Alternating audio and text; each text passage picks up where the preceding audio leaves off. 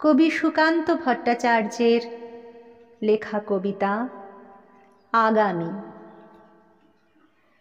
জড় নই, মৃত নই, নই অন্ধকারের খনিজ। আমি তো জীবন্ত প্রাণ, আমি এক অঙ্কুরিত বীজ। মাটিতে লালিত ভীরু, শুধু আজ আকাশের ডাকে মেলেছি সন্দিগ্ধ চোখ। স্বপ্ন ঘিরে রয়েছে আমাকে।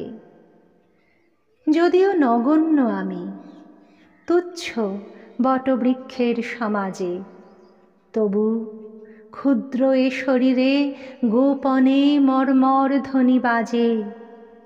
বিদীর্ণ করেছি মাটি, দেখেছি আলোর আনাগোনা, শিকড়ে আমার তাই অরণ্যের বিশাল চেতনা। আজ শুধু অঙ্কুরিত, জানি কাল ক্ষুদ্র ক্ষুদ্র পাতা উদ্দাম হাওয়ার তালে তাল রেখে নেড়ে যাবে মাথা। তারপর দৃপ্ত শাখা মেলে দেব সবার সম্মুখে, ফোটাবো বিস্মিত ফুল প্রতিবেশী গাছেদের মুখে। সংহত কঠিন ঝড়ে দৃঢ় প্রাণ প্রত্যেক শিকড়, শাখায় শাখায় বাধা প্রত্যাহত হবে জানি ঝড়। অঙ্কুরিত বন্ধু যত মাথা তুলে আমারই আহ্বানে, জানি তারা মুখরিত হবে নব অরণ্যের গানে।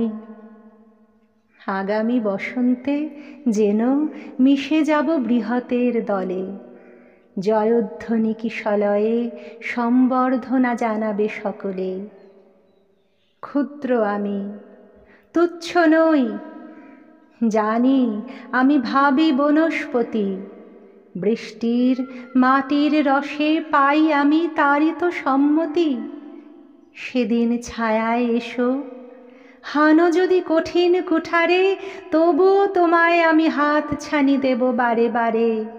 ফল দেব, ফুল দেব, দেব আমি পাখিরও কুজন, একই মাটিতে পুষ্ট তোমাদের আপনার জন।